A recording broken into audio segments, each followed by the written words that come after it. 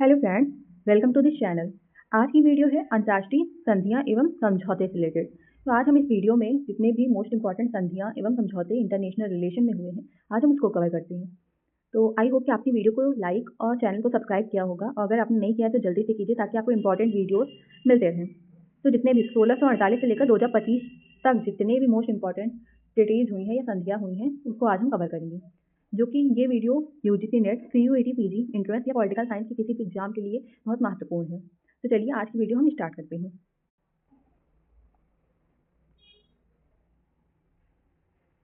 तो सबसे पहले जो संधि हुई है, जहाँ से सबसे ज़्यादा क्वेश्चन बनते हैं, वेस्टफेलिया की संधि। और अभी प्रेजेंट टाइम में दिसंबर 2025 में यूजीसी नेट के एग्जाम में इससे क्वेश्चन भी बने हैं कि वेस्टफेलिया की संधि कब हुई थी और उसकी ईयर और मंथ से रिलेटेड क्वेश्चन पूछा गया था। तो ये जो है संधि 1648 में हुई थी, अक्टूबर मंथ में हुई थी। ये भी याद रखिएगा क्योंकि इस बार क्वेश्चन ऐसे ही बने हैं कि कौन से महीने में हुई थी। तो ये संधि जो है 1648 में हुई थी। ये जो है 30 वर्षीय युद्ध जो है उसको समाप्त हुआ था। कब उसे, ये 1618 से लेकर 1648 तक ये युद्ध चला था। उसके बाद 1648 में संधि हुई जिसे वेस्टफेलिया की संधि कहा जाता है, और इसने ही राज्यों की संप्रभुता और क्षेत्रीय अखंडता के आधुनिक सिद्धांत को जन्म दिया। तो इस जो है संधि ने संप्रभु राज्यों की संकल्पना को स्थापित किया था, जिसमें कहा गया था कि प्रत्येक राज्य अपने आंतरिक मामलों में स्वतंत्र है और कोई बाहरी शक्ति द्वारा हस्तक्षेप नहीं किया जा सकता है। तो राज्यों की संप्रभुता का कॉन्सेप्ट है कि राज्य अपने क्षेत्र में संप्रभु और सर्वोच्च रहेंगे, वो इसी संधि द्वारा आई थी। तो अगला है कि वियना कांग्रेस। वियना कांग्रेस जो है 1815, अगली जो है वो है वियना कांग्रेस। तो अगली है वियना कांग्रेस। वियना कांग्रेस 1815 में हुई थी। तो याद रखिएगा, बहुत बार पूछी जाती है, दोनों ही संधि बहुत इंपॉर्टेंट है, बहुत बार पूछी जाती है। वियना कांग्रेस 1815 में हुआ था, और इसका उद्देश्य जो था, नेपोलियन के हार के बाद जो है यूरोपीय शक्तियों ने सख्त संतुलन बहाल करने के लिए यह बैठक की थी। तो इसमें क्या है, जब नेपोलियन हार गया था तो वापस जो है यूरोप में शांति व्यवस्था बनाए रखने के लिए उन्होंने पुरानी जो फिर से राजशाही थी या राजतंत्र था उसको बहाल किया था। तो वियना कांग्रेस आपको याद हो गया होगा, और इसका जो पृष्ठभूमि भी आपको याद हो गई होगी क्यों हुआ था। तो इसका मेन उद्देश्य था यूरोप में वापस पुनः जो है पुरानी व्यवस्था को वापस से लौटाना था। तो अगला चलिए देखते हैं। पहली अगली जो है वो अगली है वर्साई की संधि, ट्रीटी ऑफ वर्साई। ये 1919 में हुई थी, और इसी संधि द्वारा प्रथम विश्व युद्ध की समाप्ति मानी जाती है। वर्साई की संधि में ही जर्मनी पर मित्र राष्ट्रों द्वारा कुछ प्रतिबंध लगाए गए थे। तो ये है कि प्रथम विश्व युद्ध के बाद जर्मनी पर थोपी गई संधि थी। इसी के परिणाम स्वरूप लीग ऑफ नेशन, राष्ट्र संघ की स्थापना हुई थी। तो अगला है कि संयुक्त राष्ट्र चार्टर, यूनाइटेड नेशन चार्टर। ये 1945 में आई थी। ये जो है सामूहिक सुरक्षा और शांति के लिए संयुक्त राष्ट्र संघ की स्थापना की गई थी। देखिए, एक है लीग ऑफ नेशन राष्ट्र संघ, और दूसरी है संयुक्त राष्ट्र संघ। ये 1945 में आई थी। तो इसी चार्टर द्वारा ही संयुक्त राष्ट्र संघ की स्थापना हुई थी। तो अगली चलिए देखते हैं। अगली है जो है आर्थिक समझौते एवं संस्थाएं। जो ब्रिटेन वुड्स समझौता हुआ था 1944 में, उसके द्वारा दो संस्थाएं बनी थी। तो इंटरनेशनल मॉनेटरी फंड, जिसे अंतर्राष्ट्रीय मुद्रा कोष कहते हैं, और दूसरी है international bank of reconstruction and development, अंतर्राष्ट्रीय पुनर्निर्माण और विकास बैंक। तो ब्रिटेन वुड्स समझौते द्वारा ही दो संस्थाओं की स्थापना हुई थी, तो IMF और IBRD। तो ये दो संस्थाएं बनी थी। ये दोनों ही आर्थिक समझौते द्वारा बनी थी। ये दोनों एक अंतर्राष्ट्रीय आर्थिक जो है संस्थाएं हैं। तो याद रखिएगा, ब्रिटेन वुड्स 1944 में आई थी, और इंटरनेशनल मॉनेटरी फंड इसके द्वारा बना था, और फिर IBRD, ये दोनों बैंक बनी थी। तो अगली चलिए देखते हैं। तो अगला है कि शीत युद्ध के टाइम पीरियड में जो सैन्य संगठन या जो सैन्य गठबंधन हुए थे, तो उससे रिलेटेड है। तो पहला है देखिए, नाटो, सेटो और सेंटो। ये तीनों जो है USA के बनाए हुए सैन्य संगठन है। तो नाटो का फुल फॉर्म है नॉर्थ अटलांटिक ट्रीटी ऑर्गेनाइजेशन। ये 1949 में बना था, नॉर्थ अटलांटिक के लिए। फिर दूसरा है सेटो। सेटो जो है South East Asia treaty organization. ये साउथ ईस्ट एशिया के लिए बनाई गई थी 1954 में। फिर तीसरा जो है सेंटो। सेंटो जो है सेंट्रल ट्रीटी ऑर्गेनाइजेशन। ये 1955 में बना था। ये तीनों जो है ये यूएसए का बना हुआ था, संयुक्त राष्ट्र अमेरिका का। फिर जो है वार्सा पैक्ट। वार्सा पैक्ट जो है USSR का है, सोवियत संघ का बना था। Warsaw pact, Soviet bloc alliance, 1955 में ये भी बना था। तो दो याद कर लीजिए कि एक ही टाइम पीरियड में बना था, सेंटो और वार्सा पैक्ट। तो सेंटो जो है USA का है, और वार्सा क्या है, रशिया का है या USSR का है। और भारत ने इन दोनों, मतलब ये जो है USA और USSR के जो चारों मिला के सैन्य संगठन थे या सैन्य गठबंधन थे, उनसे दूर था। इसी में वो भागीदारी नहीं निभाया था। और एक है मोस्ट इंपॉर्टेंट जो है नॉन अलाइनमेंट मूवमेंट। ये 1961 में बना था, गुटनिरपेक्षता, जिसको भारत ने लीड किया था, ये भारत ने बनवाया था। अगली है जो है परमाणु अप्रसार एवं निःशस्त्रीकरण से रिलेटेड एनपीटी। एनपीटी 1968 में बना था और ये जो है इसकी फुल फॉर्म है न्यूक्लियर नॉन प्रोलिफरेशन ट्रीटी और भारत इसका सदस्य नहीं है। इसका उद्देश्य क्या है? परमाणु हथियारों के प्रसार को रोकने के लिए। भारत इसका सदस्य नहीं है, भारत ने इस पर हस्ताक्षर नहीं किया है। अगली है पीटीबीटी, ये इसका फुल फॉर्म है पार्शियल टेस्ट बैन ट्रीटी। तो ये 1933 में बना था। इसका उद्देश्य क्या है? वायुमंडल, बाहरी अंतरिक्ष और पानी के भीतर परमाणु परीक्षणों पर प्रतिबंध लगाता है। तो याद कर लीजिए इसका डेट 1963 में हुआ था और इसका उद्देश्य क्या है। अगला है, अगली जो संधि है वो सीटीबीटी है। ये 1996 में बनी थी और भारत इसका भी सदस्य नहीं है।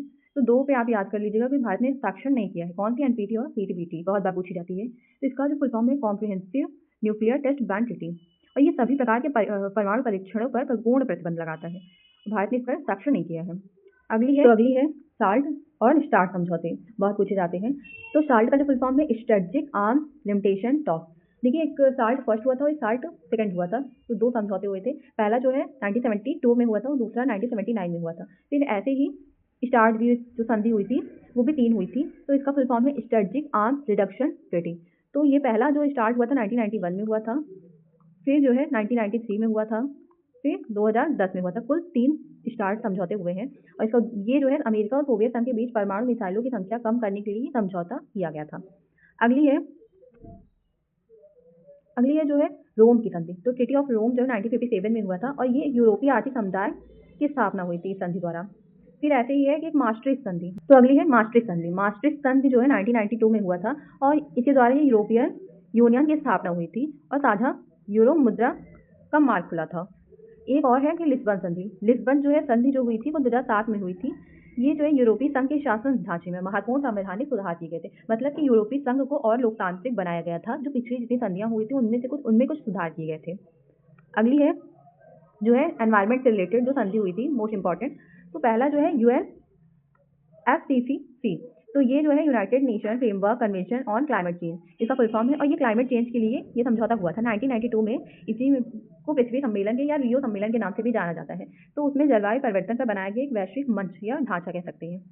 अगला है क्योटो प्रोटोकॉल। तो ये 1997 में हुआ था और ये ग्रीन हाउस गैसों के उत्सर्जन को कम करने के लिए विकसित देशों द्वारा विकसित देशों पर कानूनी प्रतिबंध या बंधन लगाए गए थे। तो क्योटो प्रोटोकॉल जो है कुछ कटौती की बात करता है ग्रीन हाउस गैसों के उत्सर्जन में। 1997 में हुआ था।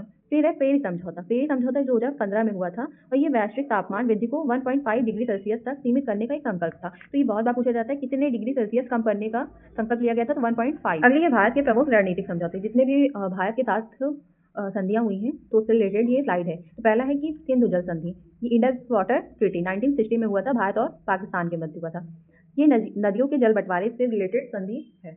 तो भारत को 3 नदियों पर अधिकार मिला था। वो कौन से थे? तो रावी, व्यास, सतलुज, ये 3 नदियां थी। फिर अगला है शिमला समझौता। शिमला समझौता भी भारत और पाकिस्तान के बीच ही हुआ था, 1972 में हुआ था और ये 1971 के जो युद्ध हुआ था भारत पाकिस्तान के बीच, जिसके बाद बांग्लादेश का निर्माण हुआ था, तो उसमें द्विपक्षीय समाधान का वादा किया गया था इसमें। फिर अगला है एक और बताइए कि 1971 में ही भारत और सोवियत मैत्री संधि भी हुई थी, ये याद रखिएगा। 71 में बांग्लादेश का पुनर्निर्माण हुआ था और बांग्लादेश का निर्माण हुआ था और भारत सोवियत मैत्री संधि भी हुई थी। तो ये 2 काम जो 1971 के हैं। फिर है असैन्य परमाणु समझौते या सिविल न्यूक्लियर डील, जिसे हम 1, 2, 3 एग्रीमेंट भी कहते हैं। ये 2008 में हुआ था और भारत और अमेरिका के मध्य हुआ था। तो याद रखिएगा कि भारत और अमेरिका के बीच ऐतिहासिक परमाणु समझौता हुआ था इसी संधि द्वारा। तो अगली जो है वो वैश्विक पर्यावरण शासन का विकास, मतलब कि जितने भी एनवायरनमेंट से रिलेटेड जो संधियां हुई हैं वो मैंने कवर करवाई है। तो पहला है 1987 में जो है मॉन्ट्रियल प्रोटोकॉल हुआ था, जो ओजोन परत के संरक्षण हेतु सबसे सफल संधि मानी जाती है। तो ये मॉन्ट्रियल प्रोटोकॉल जो है वो ओजोन परत से रिलेटेड है। अगली है वो 1992 में रियो अर्थ समिट। तो ये जो है जिसे हम लोग पृथ्वी सम्मेलन के नाम से भी जानते हैं, इसके द्वारा एजेंडा 21 और UNFCCC का जन्म हुआ था। फिर अगली है जो है क्योटो प्रोटोकॉल। तो क्योटो प्रोटोकॉल जो है वो ग्रीन हाउस गैस उत्सर्जन कम करने हेतु कानूनी बंधन था जो विकसित देशों के लिए था। तो 1997 में क्योटो प्रोटोकॉल हुआ था। फिर है पेरिस एग्रीमेंट। पेरिस एग्रीमेंट 2015 में हुआ था और ये क्या हुआ था? इसमें तापमान वृद्धि को 1.5 डिग्री सेंटीग्रेड तक सीमित करने का संकल्प था कि 1.5 जो है डिग्री सेल्सियस तक हम तापमान की वृद्धि को रोक देंगे। तो ये उससे रिलेटेड था। अगली है जो है क्वाड। तो क्वाड का फुल फॉर्म है क्वाड्रिलेटरल सिक्योरिटी डायलॉग। क्वाड जो 2007 में ये बना था और ये 4 देशों के मध्य भारत, अमेरिका, जापान और ऑस्ट्रेलिया के बीच हिंद प्रशांत क्षेत्र में सहयोग और सुरक्षा हेतु एक रणनीतिक समझौता या मंच कह सकते हैं, बना था। फिर अगला है ऑकस। ऑकस जो 2021 में हुआ था और ये ऑस्ट्रेलिया, यूनाइटेड किंगडम और यूनाइटेड स्टेट्स के बीच एक विशेष सुरक्षा साझेदारी थी, जो परमाणु पनडुब्बी तकनीक के हेतु थी। फिर है आईमेक, भारत मध्य पूर्व यूरोप आर्थिक गलियारा 2023 में हुआ था और ये जो है G20 शिखर सम्मेलन में घोषित वैश्विक कनेक्टिविटी परियोजना थी। अगली जो है तो थैंक यू सो मच अगर आपने वीडियो को पूरा देखा है और चैनल को सब्सक्राइब जरूर करना ना भूलें और वीडियो को लाइक करिए और थैंक यू सो मच।